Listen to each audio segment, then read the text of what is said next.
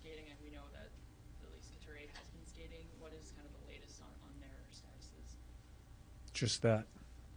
They started skating. I have no report or any information as far as other than that. With regards to the two guys that were out, Brendan was back out on the ice, Wade wasn't. Is Wade's absence looking more long-term, or is he still day-to-day? I would, again, I haven't talked to Tommy at length, but I would figure day-to-day. Do you believe there's like any chance Sean Couturier could play this year? Like, do you know anything along your lines? No, Okay. haven't even thought about it. Is heading into this homestand, is it different for you because of the changes at the top, or do you approach it the exact same ways you would have otherwise? No, we're going to try to get ready as we've done right on through. Put the lineup we think that deserves to be out there and try to win a hockey game. Nothing else changes. I'm just going to coach. John, I know Denoy and Forster were here on an emergency situation, but still was it tough to send them back? And how tough is that to balance whether they get the experience of playing a playoff race with the Phantoms or getting experience here? Well, hopefully they get both. We've got a couple of belts, a couple of games under their belt. Not sure what we're going to do today. May see one of them back. I don't know. But it's very important that they do go through that playoff run as far as their development. I think they've both played pretty good in the games they've played here. Maybe somewhere along the way, look at some other guys, depending on the call-up situation. These guys are on emergency, so we haven't burned any call-ups. But we have to balance that. I've talked to Danny. We've talked at length. I think we both want to see some other kids. When and if that happens, I'm not sure. I know your focus is up here with this team, but how encouraging is it to see where Lehigh is right now and the fact that they are in a good spot and making a push? Yeah, I think it's, I coached in the league for a couple of years. I watch players go through a playoff run, and then it just catapults them to the National Hockey League. I watched a goaltender do that, and I watched a few other players that ended up really giving a good foundation. So they got to get in. I'm not sure exactly where they stand as of this morning, and then hopefully go on a long one. I think it's really important. It's such a great training league to get them back here to the National Hockey League. Both you and Lappy had mentioned when you first got here how excited you two were to work with each other. What has that relationship been like to this point, and what is it like now that you're starting to look at these call-ups and talk about that situation? Yeah, we really haven't talked too much. You go into the year. I am probably the worst coach at it, calling down. You get your blinders on, and you so many things going on with your team. He's doing the same thing. But we've talked, through Danny, through Chuck, how some of them were going, what they needed to work on, where they were improving. I think he's done a terrific job. We've got some kids come up here. I think he did a terrific job with Yorkie. And the kids that have come up here, and hopefully some more, they come up and play. They're ready to play. He puts a lot of time into it, him and his staff, as far as teaching them what it is to be a pro. They have that schedule down there where they can do some different things during the week and teaching. I think they've done a terrific job. And been there in where you're trying to fight to get in. They keep pushing along there, and I'm not sure how many games they have left, but it's getting close. It looks like they may get in. John, you've talked in the past about the importance of meaningful games in terms of evaluating players up here, and you learn things about them. You've coached down in the AHL. I guess, does the AHL, even though it's not the NHL, does it have that same benefit in terms of evaluation? Is it less important? How does that work? You know what? It's an interesting question, because I think players sometimes may not perform as well there as they would in the National Hockey League, especially for defensemen.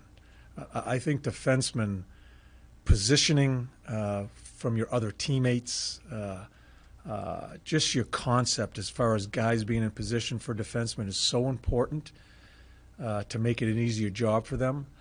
There are a number of situations where you're evaluating there, but he comes to the National Hockey League, he's a better player. So you got to be really careful how you go about it down there as evaluating, because a little bit more chasing the thing around and not as much positioning. You get a lot of young kids and trying to teach it, but you have to be careful. I think one of the biggest things you evaluate down there is just the will. Is he coachable? Is he sore or is he injured all the time? Is it an injury or is he sore and he just can't play because he's sore? You find out about people that way. Within the play itself, you're certainly evaluating, but I think you need to be careful until you get him to the National Hockey League when there's a better circumstance around him to make that final evaluation. If that explains it. Sorry, earlier in the year you said Danny Briere had a brilliant mind. Yes. The way he sees the game, what stands out about him, the way he sees it? Well, he's played the game. Danny and I have talked a lot on in the weakest part of our organization, the offensive part of it. And I've asked a number of questions of him with some of our guys as they're struggling offensively. What does he see? The thing I think we'll see with Danny, he's a deep thinker. I don't think it's reactionary. I think he'll see things, and I think he has the ability to transform it back to what he was doing at that time as a player, because he played in the league and was such a good player in the league, to maybe understand a little bit better as especially in the evaluation process, to see how guys are moving along. So, I've known him for so long. I think he's a student also. He doesn't think he has all the answers. He's a student also, and I'm really, as much as I'm disappointed in not being with Chuck, I'm just that excited working with Danny. We're very fortunate. The organization's been very fortunate to have Chuck and Danny here together. Now, Chuck is gone and Danny's here, so anxious to work with him. You mentioned the other day that you coached him early in his career. When you saw him kind of first coming into the league, how much of the same hockey mind person did you see in him? Oh, he had no clue when he broke in. He had no clue when he had a very busy life going on. Kids very young. And he was on a team full of characters out there in Phoenix. We had a group of. It was an interesting day every day with some of the players we had, and but. The thing I always have respected about Danny, in not being a big man, he played in the areas all the time, right from the get-go. He played in the areas all the time, and not only a very skilled guy, but he had the wherewithal to know that you can't be on the outside. And I think that's probably part of the reason why he was trying to, a couple of years ago with TK, he brought it to his attention he was on the outside. So he could play the game a lot of different ways, and I've always respected that about him. He's only 45 years old. Did you ever say like, wow, this is pretty impressive? No kidding, 45 years old. For how young he is, that he's getting a chance to be young man's game.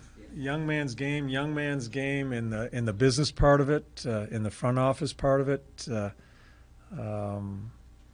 But you know what?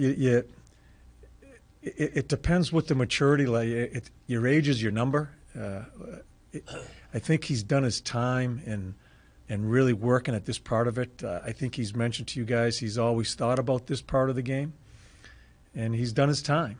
And the quality type person he is, and just how humble he is, he wanted to learn. I'm sure, and Danny has his convictions. He's very strong that way. But he has the mindset that not only prior to him being named here, even now, he wants to learn. And I think if you think you have all the answers and you stop learning, that's when you're booted pretty quickly. Going back to a player that we talked to you about, I think about a week and a half ago, is Cam York. You had given him a break, basically to give him a chance to reset, and also because you were seeing some issues with him not being assertive enough in his mindset. I'm curious, since he's been back in the lineup, if you've seen improvements in that area. Okay, yeah, I see the game. Part of the game that we're going to have to work with Cam is is his stick, because he's not a big man, and the defending part of it, which is going to take some time, and is teaching him, and I think Shazi is one of the best at it, in body position, not trying to always close and finish a check, always have your stick ready to go to get the puck off the player, because he's going to get out-muscled probably a majority of the time with some players, because he's just not that big. But he's got a great attribute in his legs and his maneuverability. Now he's got to learn how to use his stick at certain times to break up plays. The other part of his game, offensively, that's going to be me. I'm going to stay on him. I still don't think it's consistent enough. Whether it's he's afraid he's going to get caught up the ice or mistakes or whatever, I think we'll get there. I think he has to understand me a little bit. But that needs to be his strength, is staying in the offense and creating things, and not being afraid to stay in it. I think he's going to, through experiences, learn that he can maybe sit in a corner, maybe in that weak side corner when the forecheck's over here, and anticipate they can get me the puck here, or whatever it may be. Danny Boyle was one of the best. I always use Danny Boyle because he was such a good anticipator as far as when to stay in the offense. I think through experiences, Cam's going to get that. And he's got the God-given ability a lot of people don't have. He has the legs, and he's got good hands. So defensively, Shazi, a lot to learn there. They're expected to have some ups and downs there. Offensively, it's me trying to change his mindset to be aggressive.